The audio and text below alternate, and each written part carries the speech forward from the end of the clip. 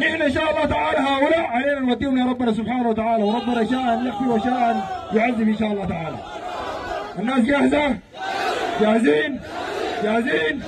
الله اكبر. دي نحن نبقى عليه 10 ان شاء الله تعالى. يا ربنا دي نبقى عليه 10 ان شاء الله تعالى. نحن والله الناس دي الله اكبر دي بقت برامج ترعبهم.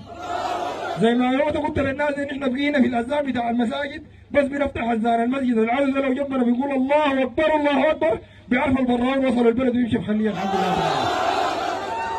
نحن زمان كنا لما نكون ماشيين محلنا بنقول لهم ناس البراء اني مالك ديل واخواننا المجاهدين واخواننا في القوات النظاميه ديل جايين لكم. هسه بقينا ما بيقول لهم لانه لما يعرفونا جايين بيقوا يورونا عجاج رجلينهم. لكن بقينا نسكت وما نتكلم عشان نقدر نظهر للشعب السوداني ده.